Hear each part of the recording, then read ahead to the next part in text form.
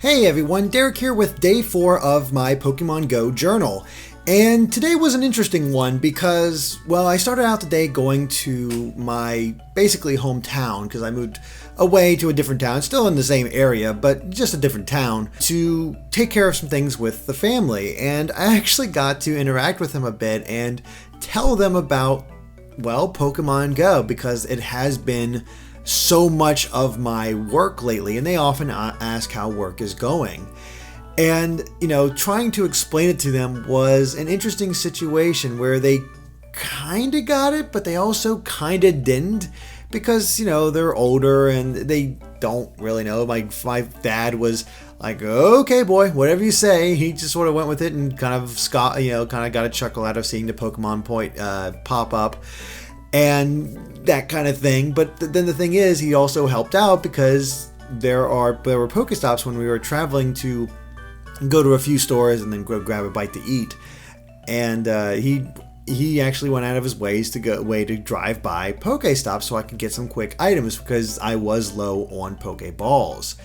And that was very nice of him. That was very cool to have him do that. And it didn't really catch anything new or interesting in that area. I saw hints of like a Squirtle or whatnot, but because we're driving, I can't exactly go that far, and I appreciate him going out of his way for that, but I'm not going to say, go this way, let's hunt for this Squirtle. I just, can't do that. So the thing is, I get back, and my grandparents just happened to get back from a vacation, so I ended up talking with them for a bit, telling them about how Pokemon Go is going, and telling about the game and blowing their minds a bit when I show one of the Pokemon is in their house and they just get a kick out of it and they posed for it and got a laugh and that kind of stuff. It was fun. It was cool to see their reactions and then just blown away by it.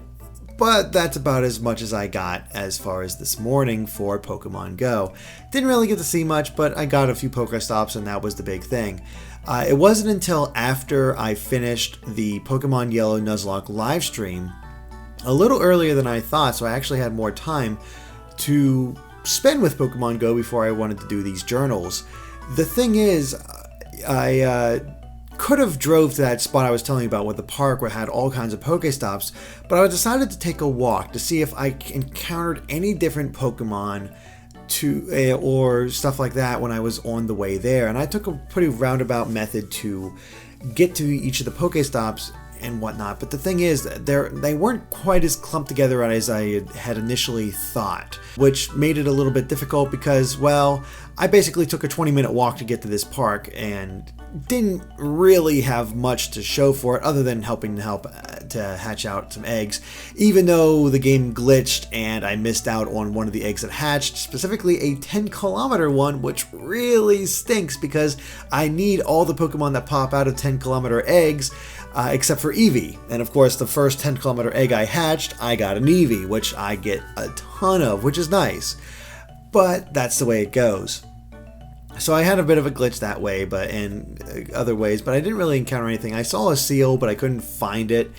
And I was like, okay, whatever. We'll get to this park. I'm going to plop down a lure. On one of the Pokéstops that are clustered in there, I'm going to pop down a lucky egg, and we're going to rack up the experience.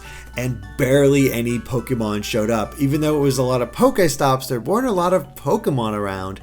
And it was very unfortunate. I just couldn't take advantage of it. But the good news came as I was talking to some people, because there were other people at the park and they were appreciative of the lure that I put down. And I had there were some guys that drove by and said, if you go 3 blocks this way to an underpass, there is a Charmander there. So immediately I started walking in that direction, and lo and behold, I got a Charmander, which was really cool, which actually means I have now caught a Pikachu, a Charmander, a Bulbasaur, and a Squirtle. So all the starters from the Gen 1, which is really cool. That ties into another portion of my encounters here, because one of the things I decided to do was I evolved another Eevee, hoping to get one of the other evolutions for this gen.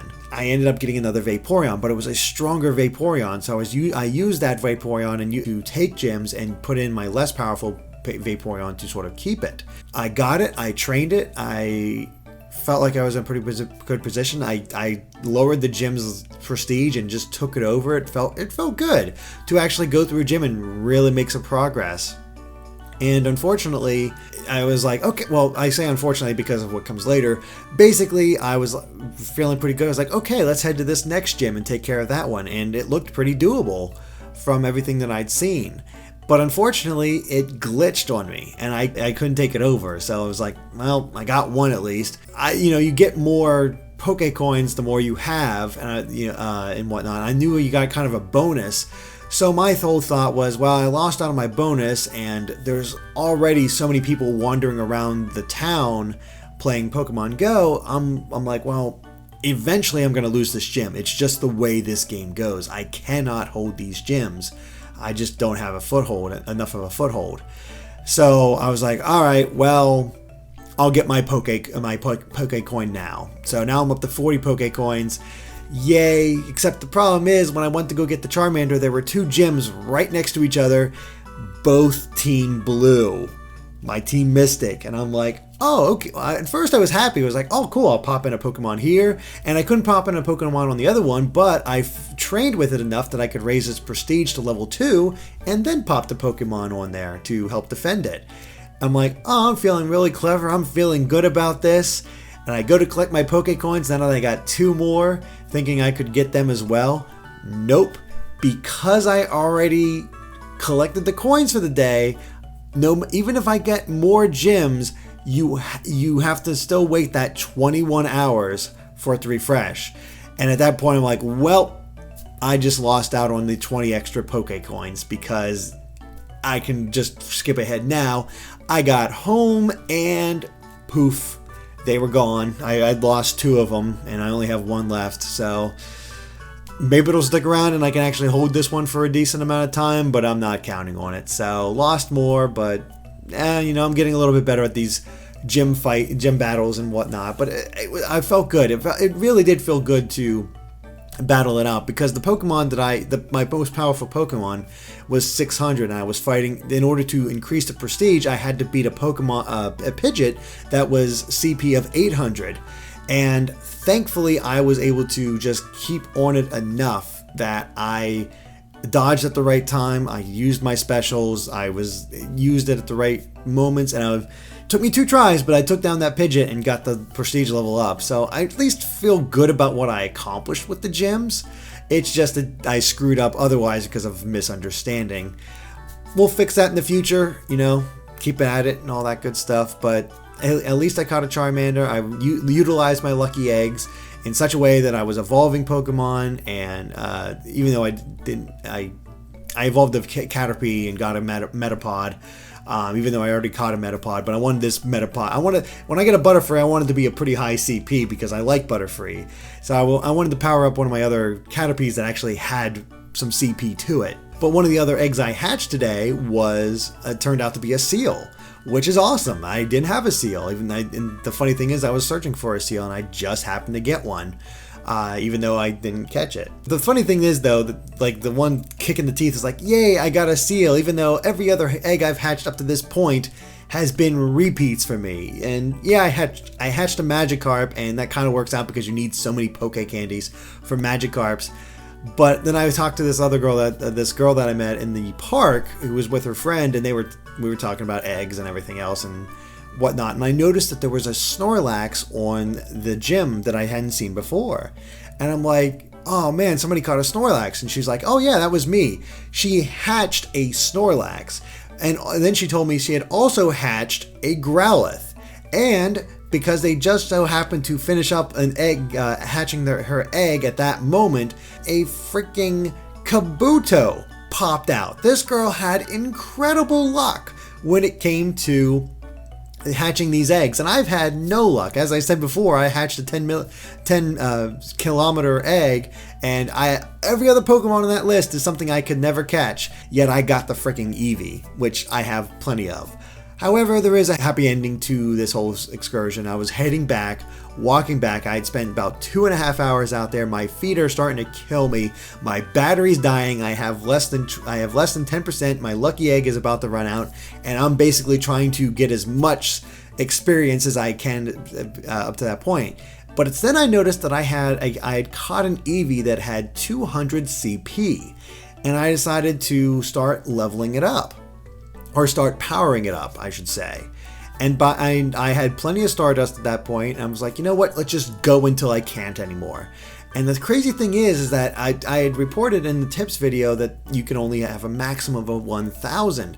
That is not true. I actually got, because of my level, I was able to power up this Eevee to a point where I actually had to spend 1,300 Stardust and two Eevee candies in order to power it up. And I decided, you know what? This Eevee is super high level. I'm getting good rates with every power up. I'm getting about 15 extra CP. And by the time I ate through all of my Stardust, I went to zero. Almost, I think I had 12 Stardust left by the time I was done powering up this Eevee. I'm like, okay, it's good to go. Let's evolve it. Let's see what happens. And I'm like, I'm just waiting for Vaporeon to happen again. Even though it has Dig, and everybody was talking about how it's not random. I evolved one Eevee that had Dig, and it got a Vaporeon. But this Eevee that I evolved actually got a Flareon. Really cool. Even better, it has 909 CP. It is by far my most powerful Pokemon. It is awesome. Great to have a powerhouse that'll help me get through gyms again.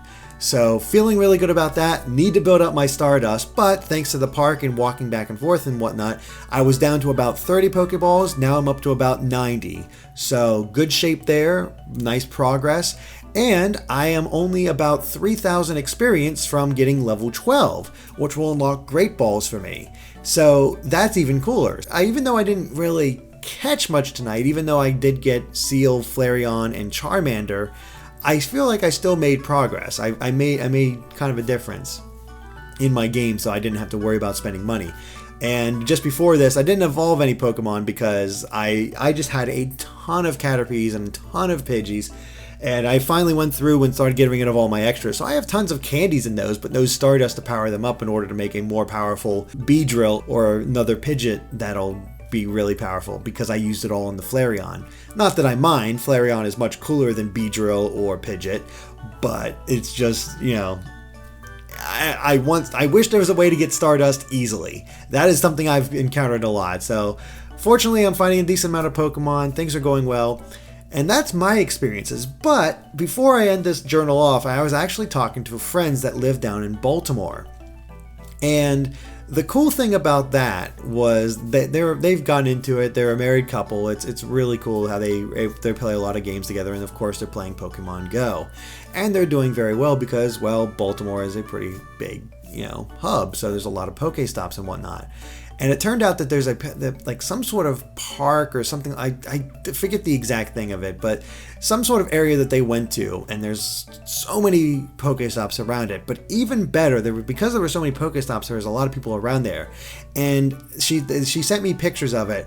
Each one of these PokéStops, somebody had dropped a lure module on top of it. So all these Pokemon were showing up, and everybody was catching Pokemon. She said there were like tons of people here congregating, talking to strangers again. And so it's not just me that's encountering all this.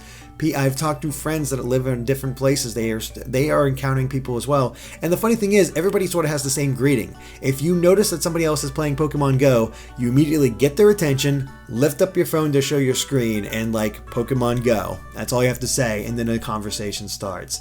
And to see them go through it and see that happen again makes me like want to try this, you know, keep playing. I did not expect my addiction to get to this point. I honestly thought it would be like Miitomo and I would just lose interest after a while, but no, the interest is still there. Pokemon gyms are inspiring me to try to do better. I want to fill out that Pokedex. I'm so close to 50, which will get me the silver medal in the Kanto medal thing. So close there. You know, it is that it's fun. It's fun catching these new Pokemon.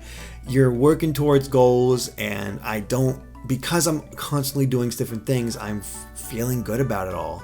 So yeah, that's day 4. Still feeling positive, which I did not expect. I expected by this point for my interest to just start dropping down, and it hasn't. So it's really cool. But let me know more of you guys' experiences, more of you guys' what you have seen and done in Pokemon Go.